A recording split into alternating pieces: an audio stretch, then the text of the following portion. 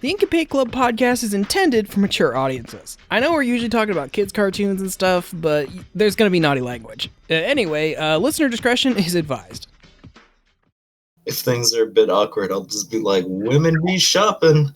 I think about women be shopping a lot at work. whenever I see, sometimes when I see women at work, I will just think, man, they sure are shopping. They be shopping, man. Women be shopping.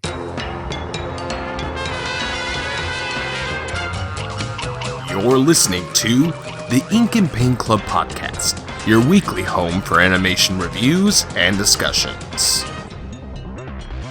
Hello, everybody, and welcome to this week's episode of the Ink and Paint Club podcast. My name is JD, and joining me are my two good friends, Mr. Kyle. I'm alright. And Mr. Matt. Me too. That's good. I'm glad everybody's doing well. Who said I was doing well? You said you're all right. Yeah. Didn't say well. That's true. He's got you there. Bitches, right? Anyway, so this week we are talking about, the third and I guess what we can call the Spongebob movie trilogy. The Spongebob movie, Sponge on the Run. Understanding that this movie is not technically out in America yet. Or Canada, I think. But everywhere else. Yeah. Well, I think if I read right, this came out in like Germany, like back in July. And then the last couple days, it was like put on international Netflix. So if you have a VPN, you can watch this. But I think it's going to be put on like CBS All Access or whatever the fuck they're changing it to next year. Yeah, and that's wild to me because it's like, why would they release it everywhere, like internationally, and then just wait for fucking like the US just for at some point next year? They don't even have like a specific date. They're just like at some point in 2021. I'm just like, yeah. Well, I think there's licensing agreements that differ from country to country, but it is weird because they edited the front of this movie to say a Netflix film. Yeah. So they're going to change that when it goes to the CBS. Yeah, kind of weird. But yeah, this is the third SpongeBob movie. Is a little different because so at the end, like towards the end of the second movie, they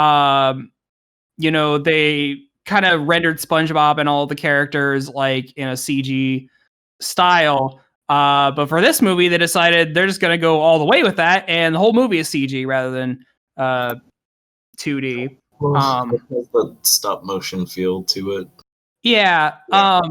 But if there's anything I do want to actually give credit to this movie is that they did adapt the SpongeBob 2D style very well into 3D. Like half the time, like it looks like all the facial expressions, all the poses and stuff looks like it's just straight out of a SpongeBob episode, but obviously in CG and has a lot of more like texture details and stuff.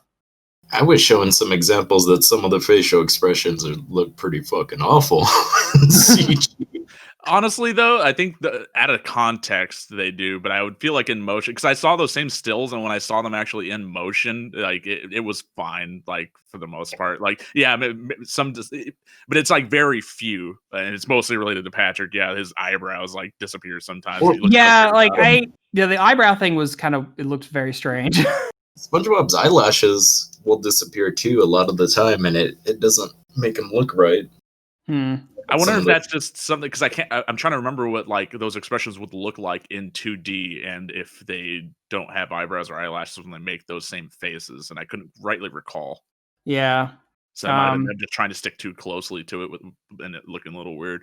No, that's something that I think is really cool. Like all three movies definitely do something different with the visual look of them, and even if that's not for the whole movie, because like.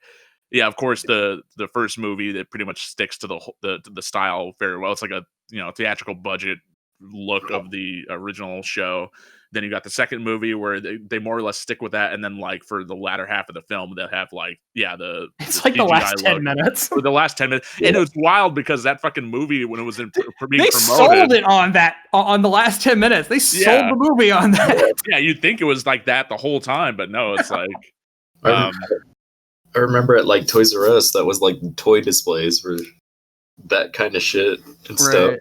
All the toys were being sold was of that. Really dumb.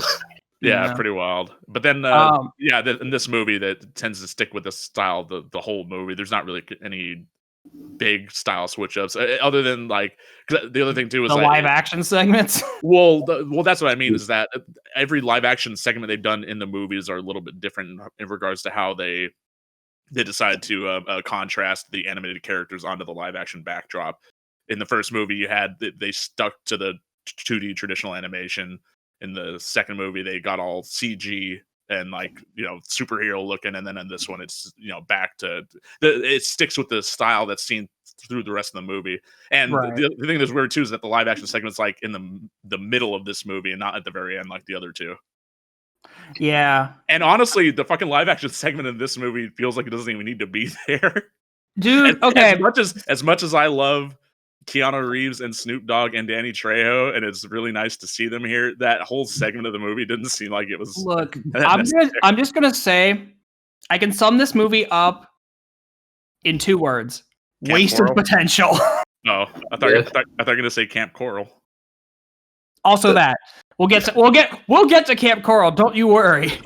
No, my problem is they constantly say, "Oh, this is a dream. It doesn't matter. This is a dream. It doesn't matter." And then they go on for 40 minutes in a fucking dream sequence. Yeah, like, so, dude, like, for as good as this movie looks, the story is like the most asinine, like nothing story I've ever seen. And like, I don't know if that's just a symptom of modern SpongeBob, which I don't like. Go see our SpongeBob 20th birthday episode to hear more about that.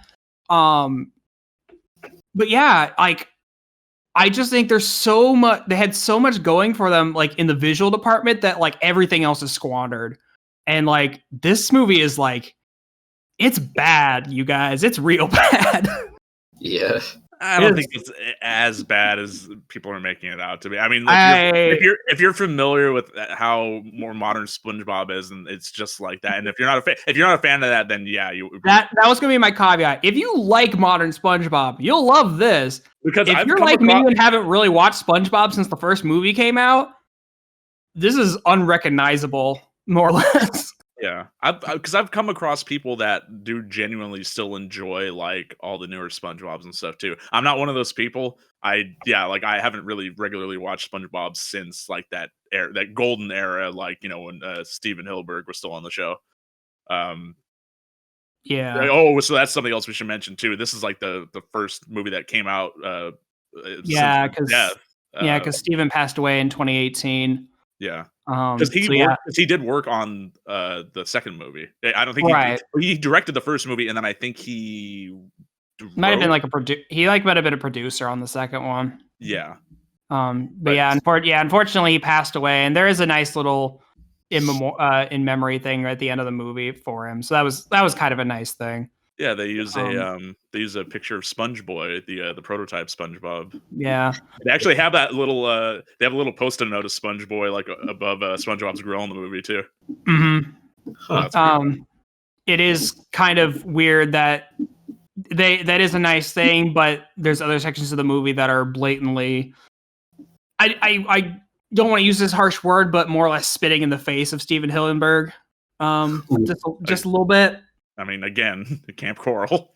Camp Coral. Do you guys just want to talk about the Camp Coral parts right now and get it out of the way? Well, I mean, because okay, well, here let's just preface this with saying like what the movie is even. Yeah. About. Okay. So basically, yeah, and they've done this plot more or less in the show before too. It's just like, I mean, well, I guess it's kind of like the first movie in a little respect too, because the fucking main villain isn't. I don't know. I don't know what the deal with Blue Mermaid Man.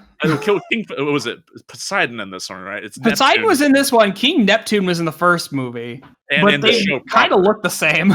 Yeah, and like he just says the king of the seven seas. I'm just what the fuck happened to Neptune? And then it's even more confusing because there was also another Blue Mermaid Man in the not like Mermaid Man like Ernest Borgnine Mermaid Man, but there was another like King whoever, but he was a giant. He was when they did the burger cook off.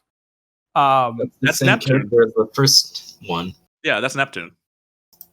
Yeah, that always confused me because they're like drastically different designs. So like, Yeah, the same guy or no, it's a different voice actor. Because Jeffrey Tambor does them in the movie, and because the thing is, the movie is supposed to take place at the very end of the series, so he's a bit old. He's supposed to be like a bit older and stuff. all right, I guess I can buy that. Well, It was a little weird. they have like a 20th anniversary poster, and it has both of them on there, like interacting with each other. So at least they acknowledge that something's a little off about that.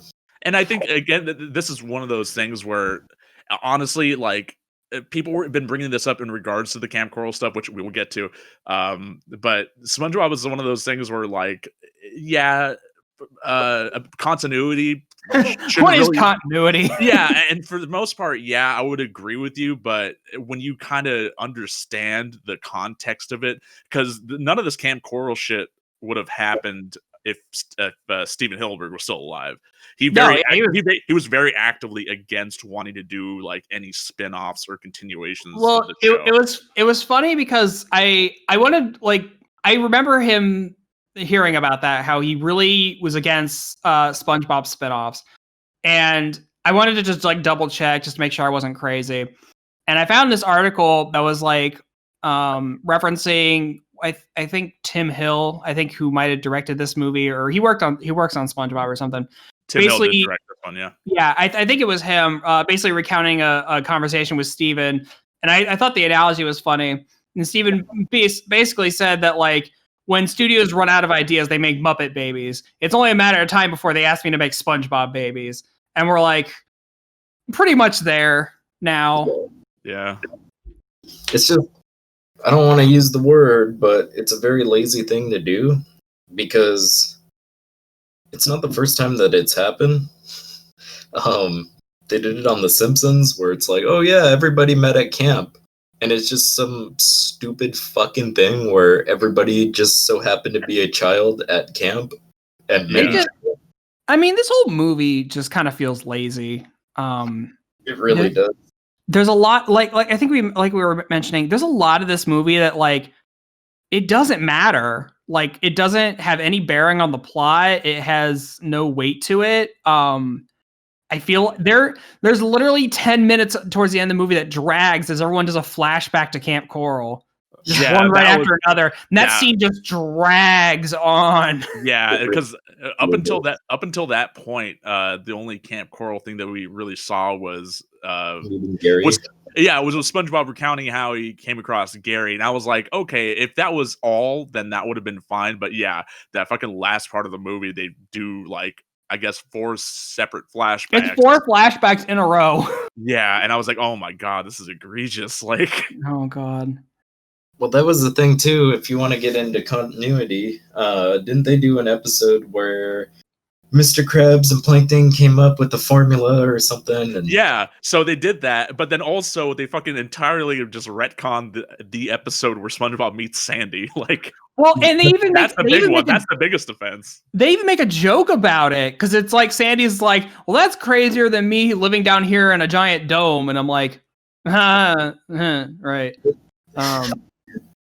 It's like, don't break continuity and then make a joke about it. I don't know. I'm complaining about continuity in SpongeBob. Jesus Christ.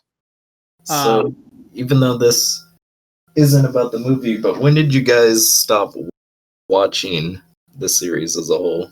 The first movie.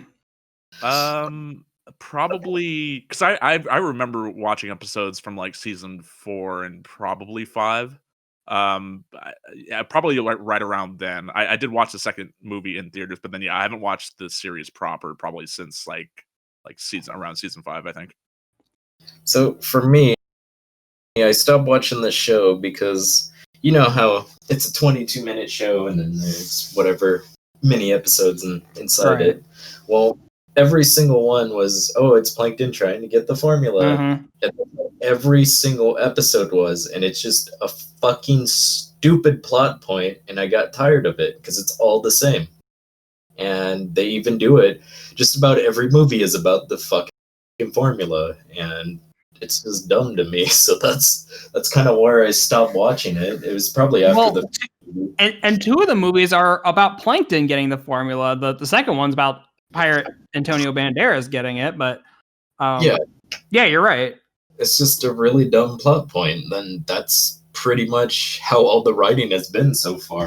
I kind of get it though, because I mean that's really the only like big antagonistic thing from the show proper. So I understand why they would want to keep that for like the movies and stuff. I'm not a big fan of like them doing that for every single like opportunity they can get either. But like I understand it's for kids, you know. So we have to remember that, and I'm sure kids don't mind that much. And sure, I'm fine. I'm sure they're fucking, you know, just like, oh, what's Plankton gonna do this week to try to get the Krabby Patty? You know, like, Well, you know. like I don't think SpongeBob really even needs a antagonist. I think you could just have fun, stupid adventures. I mean, some of the best episodes are just like SpongeBob and Patrick doing stupid shit. I mean, like the Chocolate with Nuts episode is one of the best ones, and it's literally just them going door to door selling chocolate bars. There is no real antagonist in that episode. Well, no, there's the fucking chocolate guy that yells chocolate at them. I guess, but like the humor comes from the interactions they have the entire episode. But there's no like.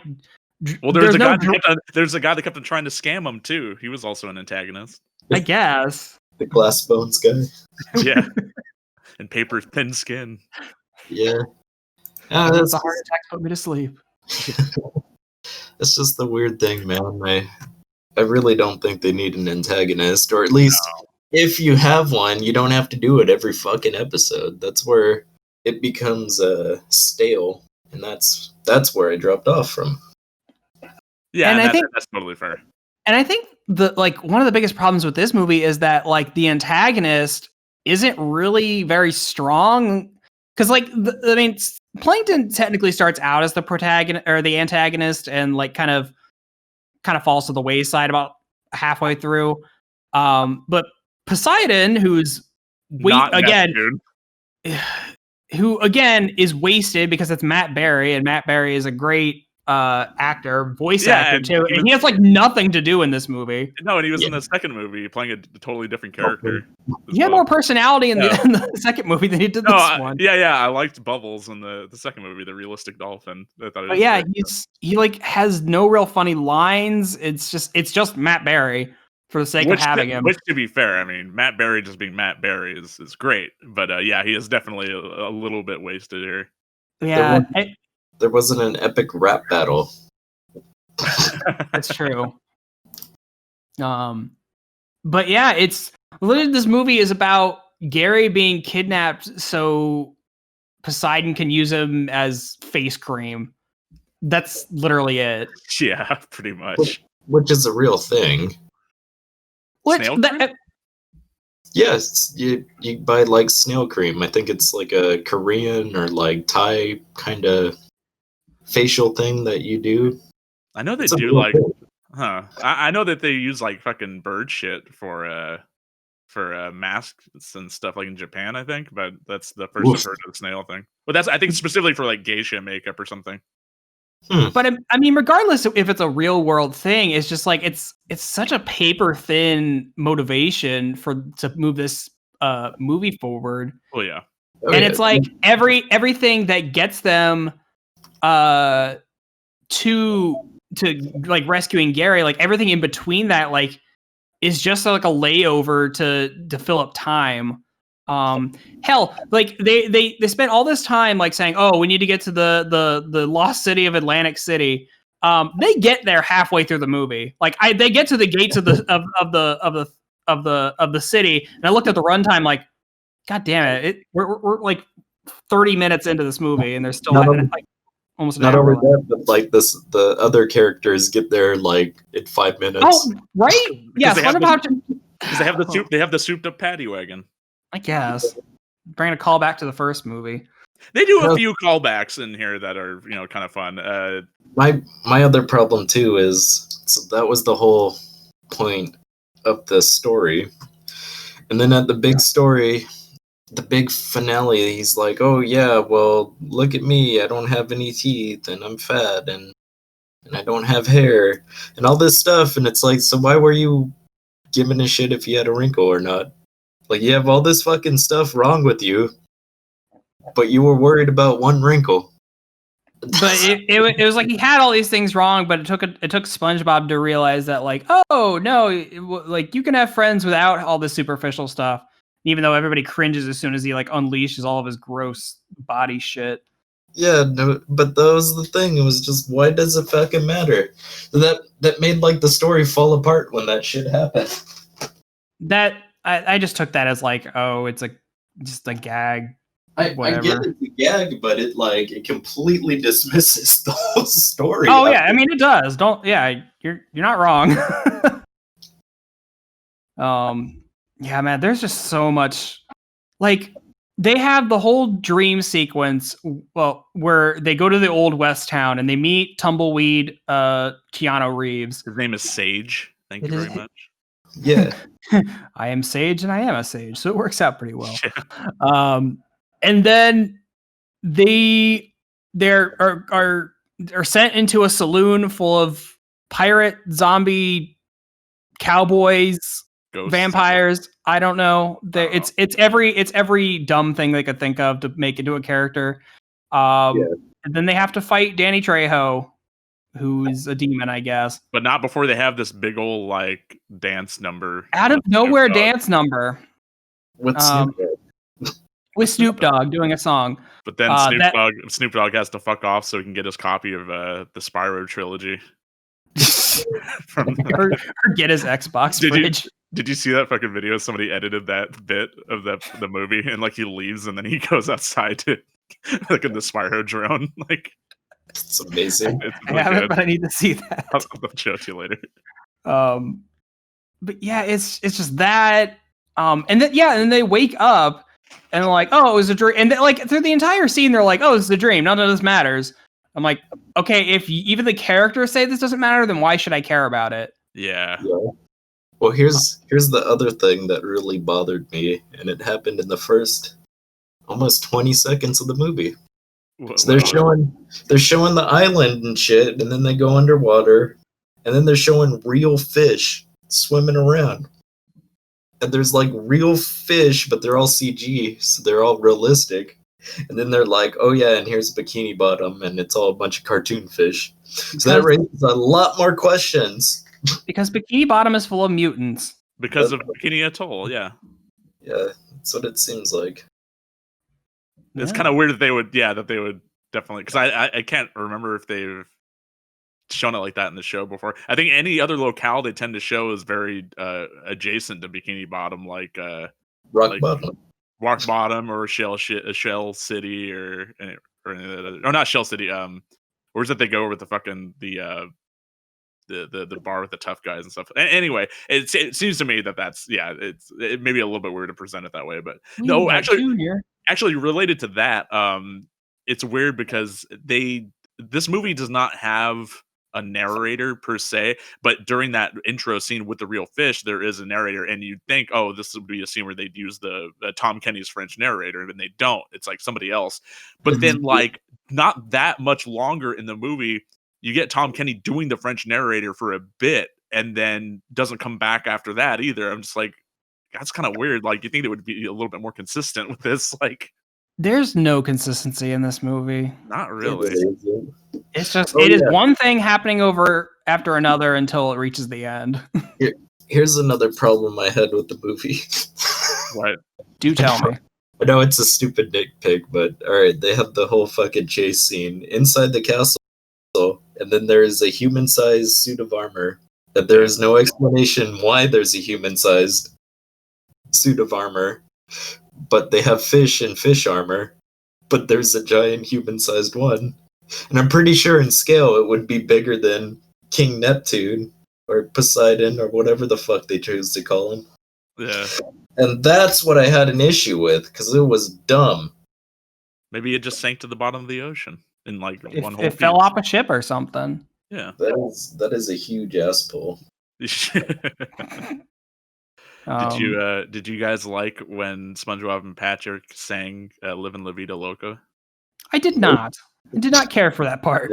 I almost dipped out. Like it was one thing when they were just playing the song, but while the character starts singing along with it, like in the context of the movie, and I'm like, no, thank you. It was a little weird. How about like when they reference Skype and FaceTime by name? Yeah. Yeah. Really dumb too. Yeah. Yeah, there's definitely some decisions in this movie that are. There's a lot of decisions, not a lot of good ones, but somebody decided on things a lot. I know that they should have. Yeah, and man, like, and after everything, I think what really put the final nail was that Camp Coral flashback sequence. Yeah, and not so much because it's like, oh, this is very clearly trying to set up this new show that we're going to be putting out. Yeah, it's just a back. Basically, this movie exists as a backdoor pilot for the spinoff. Yeah, I was also very sorry, Kyle. Go ahead. Yeah, I said it feels like they made it as a pilot for the show, and then everything else was like a wraparound. More or less. Yeah. I was also very uncomfortable with Sandy's fuck me eyes to SpongeBob during her flashback.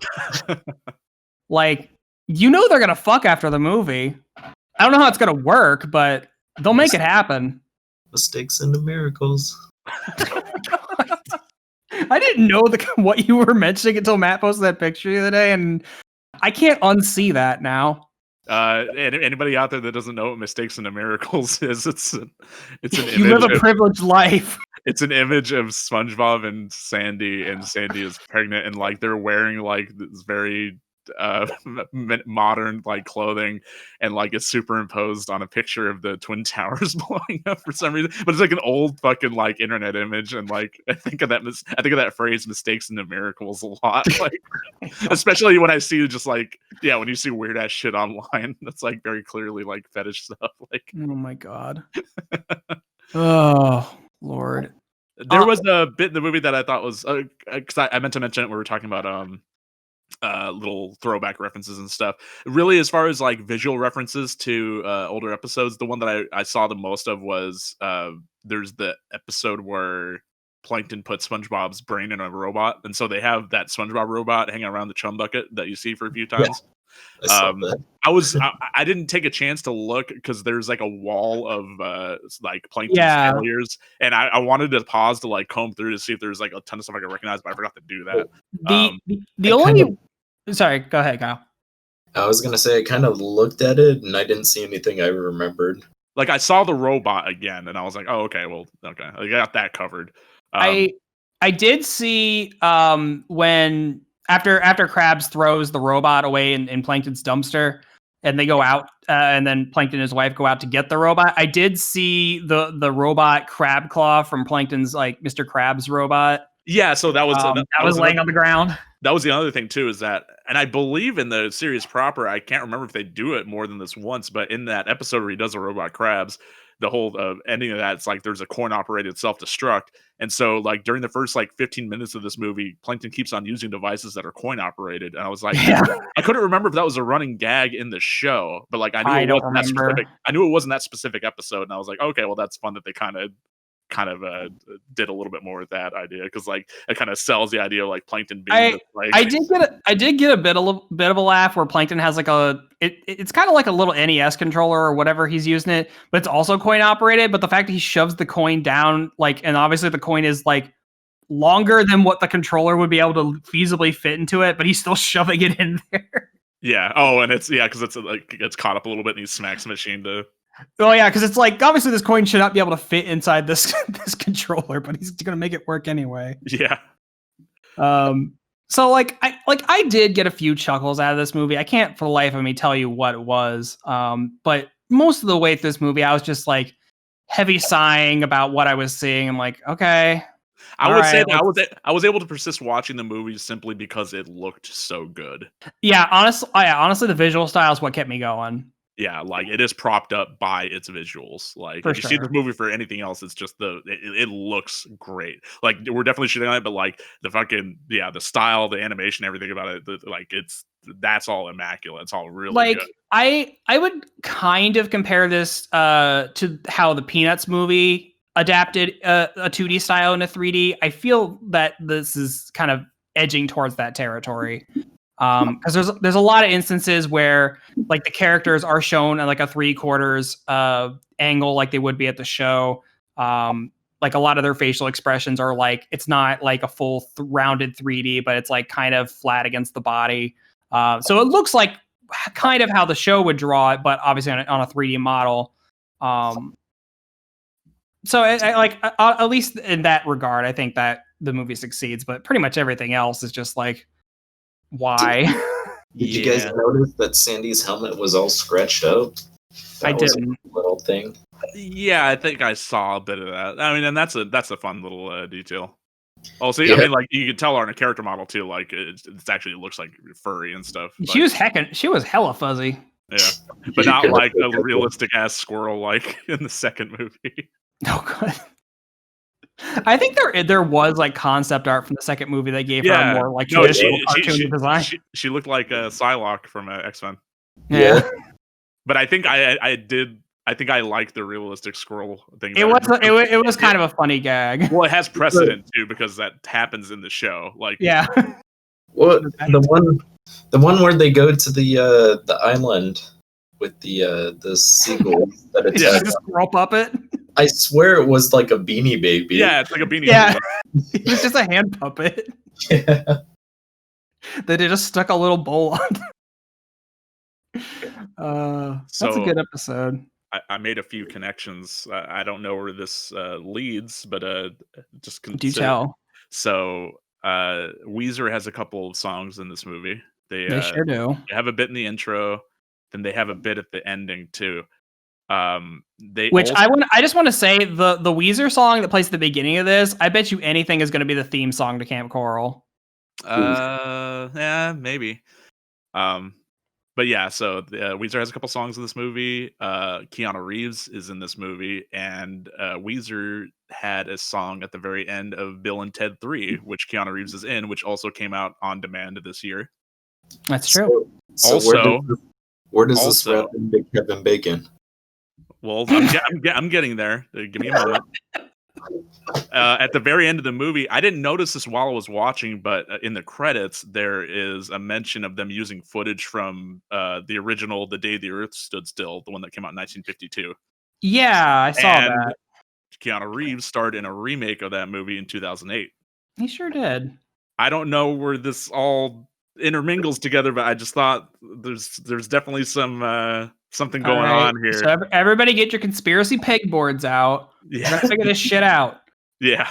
Leave it down in the comments. Fucking connect this for me. These are just observations I made, but I don't know how it all fits in the larger picture. It means something. It does mean something. I don't know if that something is like anything good, but we got to connect this to Kevin Bacon, though. That's the rule. That's true. I'm sure we can Kevin Bacon in there somewhere. I'm sure Kevin Bacon's been in a movie with Keanu Reeves at some point. I'm sure. But is there anything else you guys want to mention before we start wrapping this up? Boy, am I looking forward to Camp Coral on Nickelodeon coming 2021. The one thing that I sort of got a chuckle was where they were running up the stairs and Patrick had the fucking cart. And he's like, they're just giving these away at the supermarket. Oh. Made me like, that's a little funny. And then I was like, well, if this is like Vegas or something, where the fuck is there a supermarket? Like, I did think it was weird he said supermarket. Like, I could just see they're just giving them away because, like, you know, Vegas is usually full of old people and they like to gamble and old people need scooters and stuff. So, like, why specify where it came from? I think maybe more people that aren't familiar with Vegas might be more familiar with the Rascals at like their local grocery stores. So maybe they threw that in there. It's just like a little like, oh, okay, this is where you've seen this thing for sure. I guess. I also feel like the whole lost city of Atlantis City, whatever, was stolen from Futurama.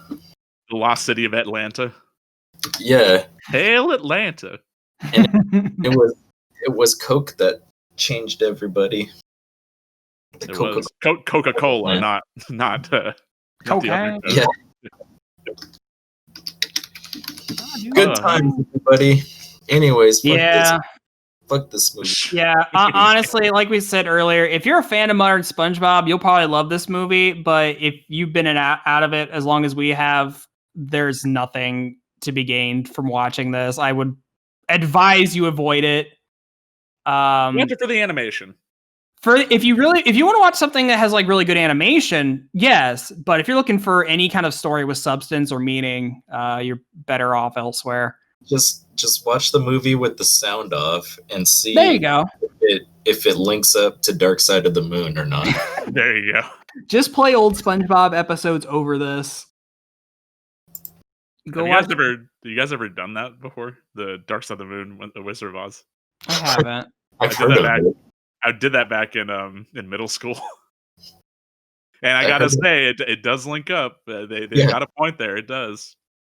I've heard of it before, and I've heard it does. Good shit, everybody. All right, everybody. Well, thank you for listening. Please let us know what you think about this movie down in the comments on our Facebook, our Twitter, our YouTube, and Discord. And if you're not listening to us already on streaming, we are available on pretty much every streaming platform out there. And if you'd like links to our pages, they are all in the show notes, so go ahead and check those out. And hey, if you enjoyed this and, maybe someone might enjoy it, why don't you go ahead and just, share that episode? That'd be really cool of you. How about you help a brother out?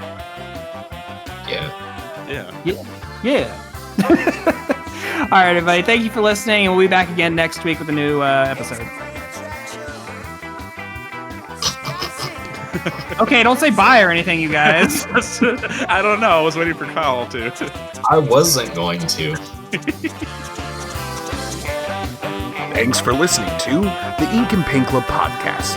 Be sure to follow us on Facebook and Twitter to keep up with the show. Join our Discord to chat with us. Links are in the description.